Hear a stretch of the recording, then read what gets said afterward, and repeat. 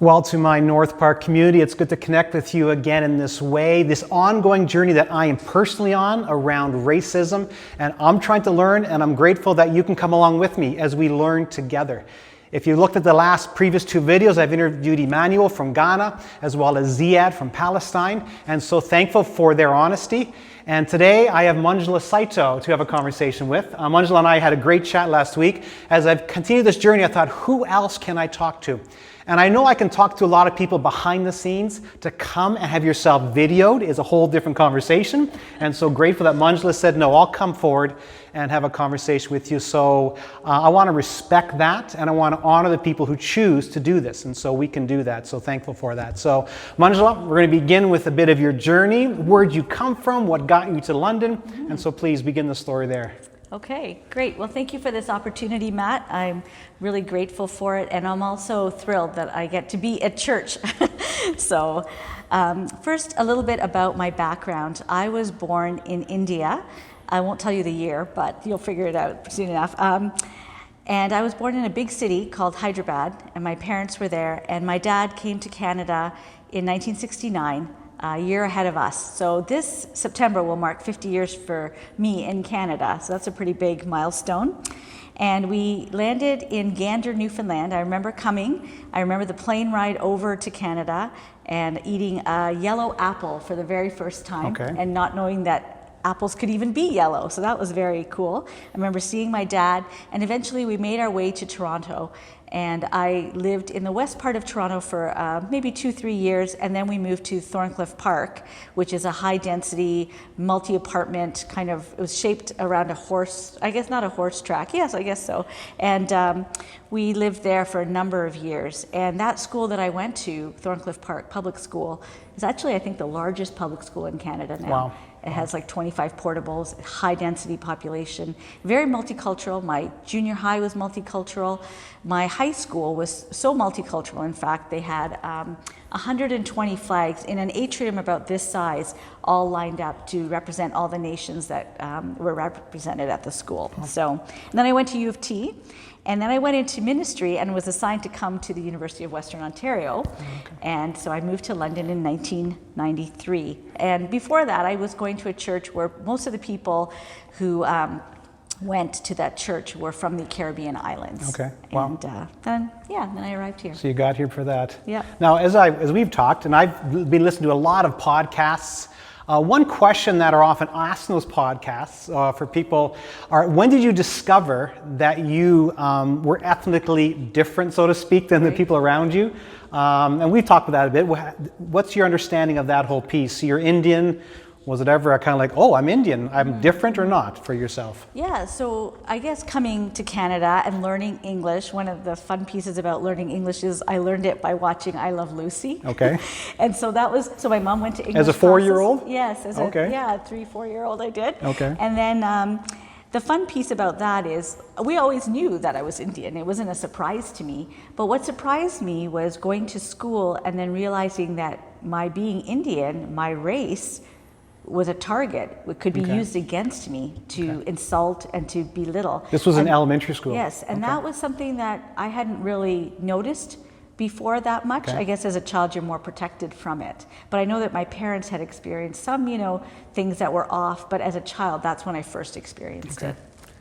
So over the years, you've been asked questions about your background.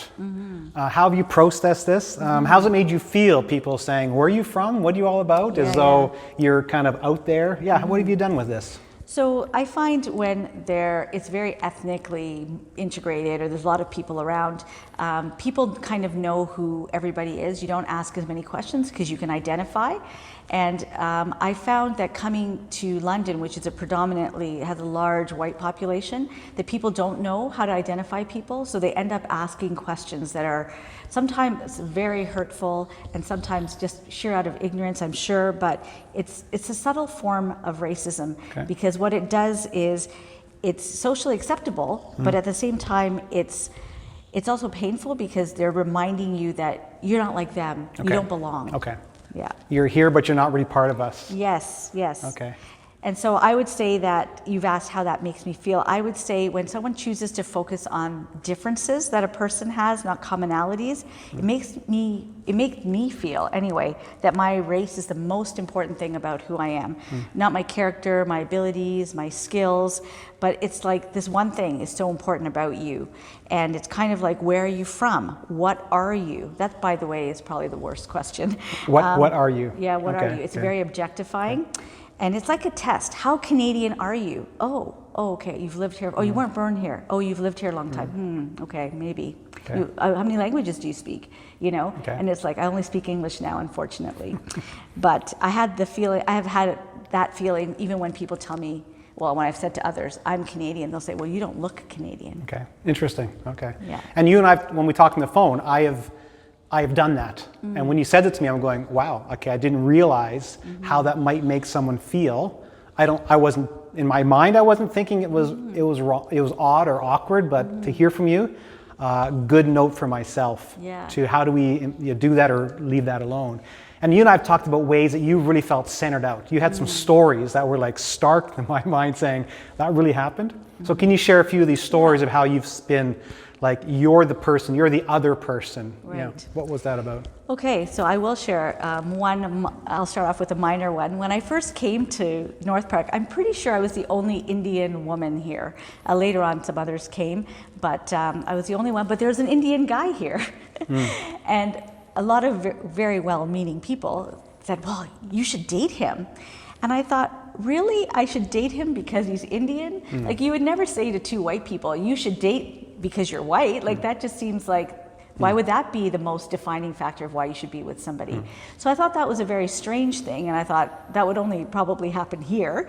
And so I just dismissed it as, you know, I didn't take it too much to heart, but it was, the guy did kind of look hopeful every time I walked by, but I was like, no.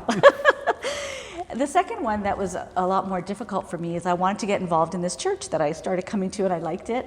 And I went to a Sunday school class. It was a boys' Sunday school class, and I volunteered that first time. And at the end of the time, the Sunday school leader said, now I want everybody to find the person here who doesn't look like the rest of us.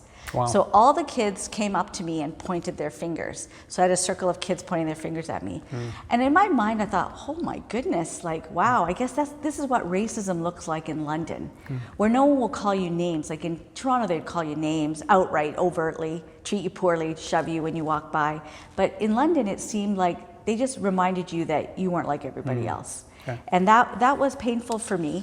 I didn't let it change my mind or anything. I still kept coming thinking, okay. And I don't have any bitterness in my heart towards the person. I forgave them for their comments, for the way they chose to do that. And I never let it affect my connection with the church. Yeah. I do want to tell you a story. So that was a very long time ago, and people might say, well, things have changed. I just want to tell you about a wedding that we went to 3 years ago. Okay. And in between the wedding and the reception, two of the medical students, my husband Kenji and I, so Kenji is Japanese and Canadian biracially. So you have a multiracial marriage as well. Yes. Maybe we can talk about that in a second, but will. Yes, for sure. Yeah. So it was he and I, and then two medical students, both who are ethnically Asian background, but different countries. And we all looked very different from each other. So we're sitting there, and this person comes up, actually a pastor from London, and said to us, oh, you guys at the wedding? We said, yes. And then he said, after a while of chit-chatting, how do you know people? We said, this is how we know the groom and the, et cetera. Then he says, he looks at us and he goes, are you guys all related? And I thought, oh my goodness, like, you would never go up to four people sitting at Starbucks who are white and say, are you guys all related? So that's what I mean. You get treated differently in a way that white people don't treat other white people. You get treated differently than that. And you know that they're treating you differently. So, okay, he asked that. We're like, no, we're not. We had already explained to him our connection, so he wasn't really paying attention. And as luck would have it, we sat with him at the wedding. Oh, there you go. Right beside him. So we do our introductions around the table. Right away, he turned, and I thought, here it comes. He turns around and he says, where are you from? And I said, I'm from London. He goes, okay, what's your nationality? And I said, my nationality is Canadian. And, part of me is listening to this going, oh boy. And then he said, no, I mean, like, what are you? Like, where were you born? I said, I was born in India, but I've lived in Canada like for a very long time, almost 50 years. And then he said, oh, he goes, so you're Indian? I said, no, I'm Canadian.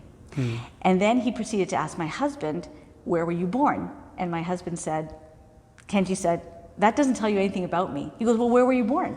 He goes, I was born in Brazil. He goes, so you're Brazilian? He said, no, I'm not. I'm Canadian. He said, I have a mother who's Mennonite background, European background, and a father who's Japanese. And they met in Brazil and were born there. That's where I was born. Yeah. And so he's like, oh. And so then this guy's wife turns to him and says, honey, he's from Earth. Just to kind of let it go. And so to me, I just thought, I don't like, and he's doing this conversation in front of everybody else, and I thought, wow, he's really pushing, like he has to know what we are because we're different from everybody else at the table. So there's another example would be every year we go away on family vacation to a camp, and almost every single year except last year, someone says something to us about our race. The first few times it was, what are you? I got the question, what are you? Then I got the question, well, what's your husband? And then the very puzzled look that came over this man's face when he said, well, then what are your children? Like, they're so confusing. I have no idea how to categorize your children with you being Indian and your husband being half Japanese, half Canadian. And I used an answer that someone at this church said to me when I wondered what our children would look like. It was beautiful woman from this church, and I said, I wonder what our kids are going to look like one day. I don't know. And she looked at me, she goes, Munjula, your kids are going to be gorgeous. So I used that line, and I said, when he said, what are your kids? And I said, gorgeous. And then he was like, oh, yeah, of course, yeah. Gotcha. So those are some stories, that it's stand out. As you talk, it feels like, so I'm a white guy, right? So I fit in easily.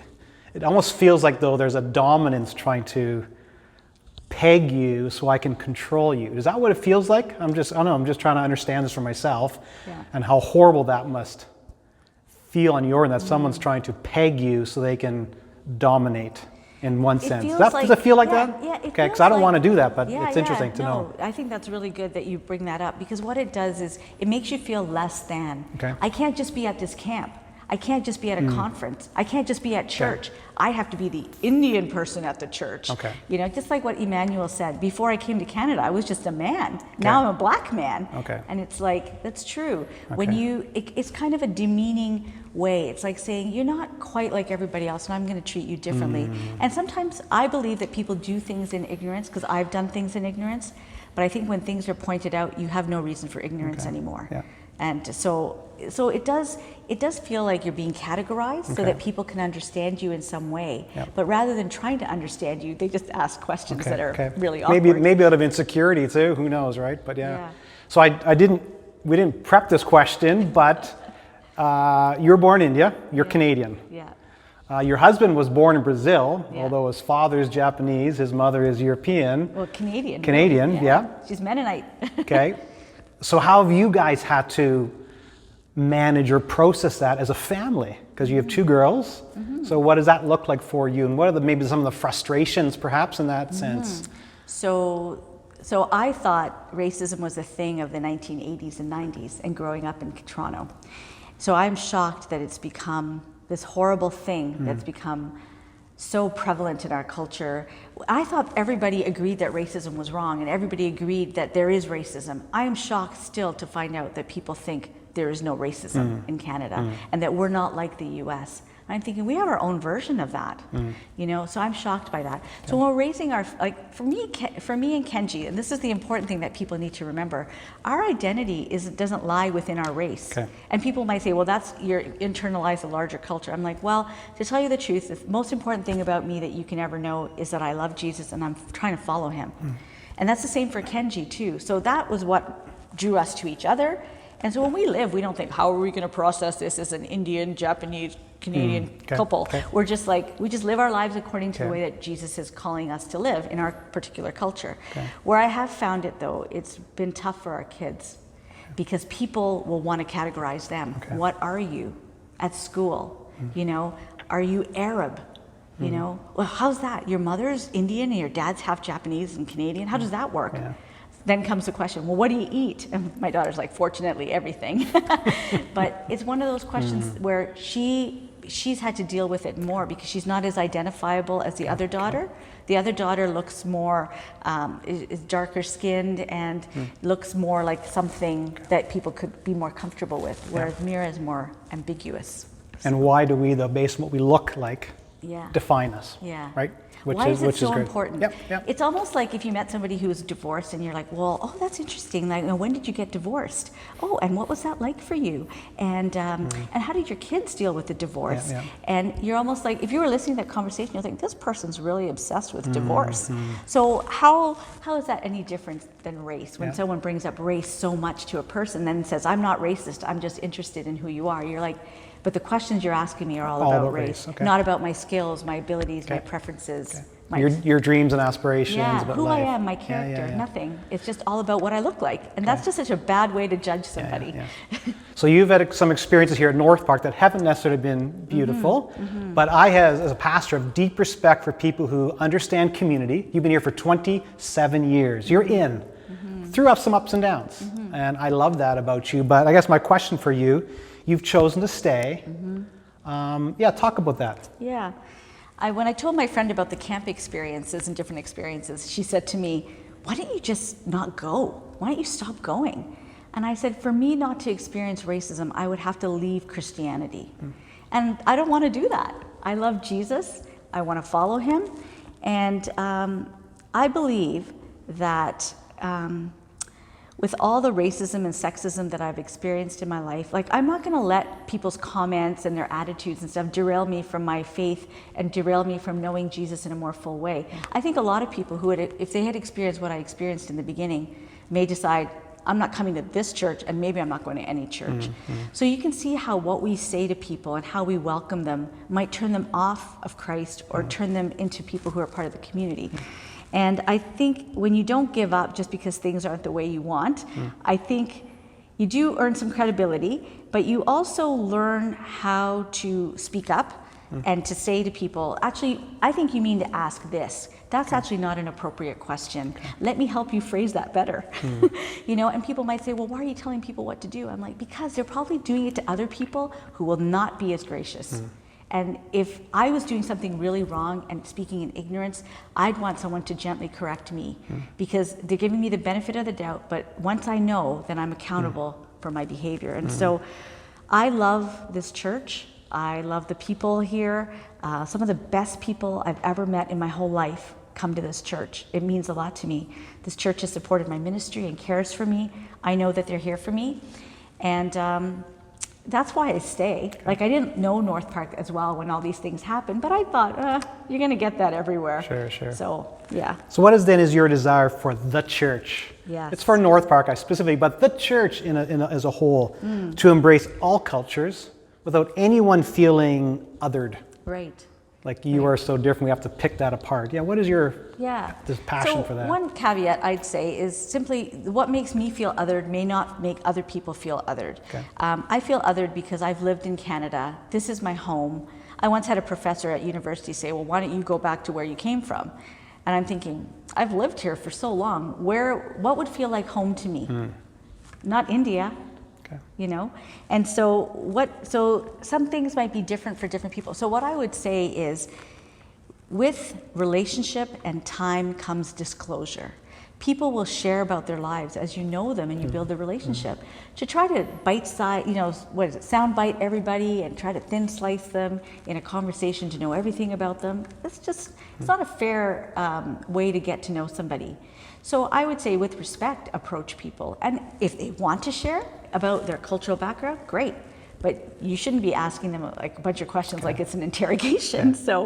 And I just want to talk a bit about the idea of being ignorant about being ignorant. Now, no matter how savvy you are or how progressive you think you are, and I don't know one single Christian who would say racism is right. Every Christian I know would say racism is wrong. And yet, we all do things, and especially people who think they're especially progressive or very aware, sometimes do things, they have blind spots, they don't know about it. So I would say, it's good to understand that everybody is ignorant in this area. And some people are actually more ignorant because they have privilege on their side. Okay. And I think, that's why I think it's good that when you say, I'm learning about this, it's basically saying there's a whole area of race I don't know anything about because I've never had those experiences. Why would I have? I'm ignorant about my ignorance. Right. Yeah, and why would you be oppressed, right? Like all those questions come into play. Yeah. So I think, so when you talk to somebody who has different experiences than you, it's good to remember that you don't know a bunch of things and they don't know a bunch of things. But so that's why you approach the topic of race with great humility, and I think I could give myself a free pass, right? I could say, well, I lived in Toronto and I went to all these multicultural situations with churches and schools and friends, and I'm in a multicultural marriage and I have a multicultural family, and I have even 2 nephews who are Korean. Like, I could list off all these things, but the truth is, it doesn't give me a free pass. I have to take the time to learn about people and their cultures. I have to learn about what the correct words are to use in certain situations, what words are no longer okay. And I feel like if I'm doing all that educating myself, and I've had so much experience with racism personally, and also vicariously watching my friends experience, especially my Black friends, or friends who are Black, experience this, I think, how much more do I have to learn, And I can do that.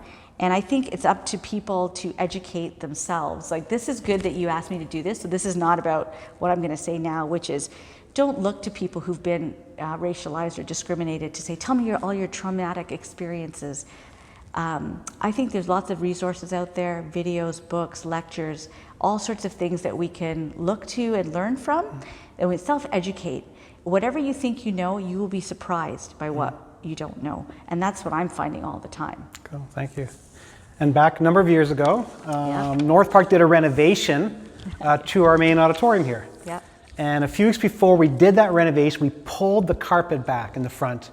And we had people come forward and write things in marker on the concrete. And the new carpet was put on.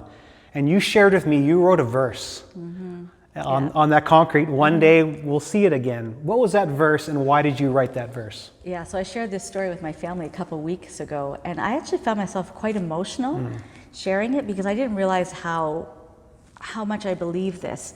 And when I wrote the verse, I actually was teared up writing with the Sharpie. And the verse that I wrote was Galatians 3:28. And to me, it's a beautiful picture of what we could be. And it basically is Paul writing to the church. And he's saying, there is neither Jew nor Gentile, neither slave nor free, nor is there male and female, for you are all one in Christ Jesus. And I thought, that is a dream, that is a hope that I want for this church, but I want for the larger body of Christ. I think if we could live this out to show the world that our identity in Christ, like the things that, divide us, like race and gender and class, if we could in the church show that those things are so far secondary, but the main thing that unites us is our love for Jesus and his sacrifice for us, his calling to be his disciples, if we could show that that's what unites us, I think that brings a beautiful picture to the world who is divided by all those things. And the labels aren't as important. The where you started aren't as important. They're important in terms of how they've shaped us and who we are, but those aren't the things that ought to separate us. And I think if the church can be an example of that, that would be a beautiful thing to show the world. I love it. Munjula, thank you. Thank you. North Park, thank you to Munjula for this ongoing conversation. Let's keep leaning in. Let's keep learning. It doesn't have to be conversations, it's books, it's other things to look at, but let's be a church that learns, and let's be a church that lives that verse. We're all united in Christ. That's my prayer for us.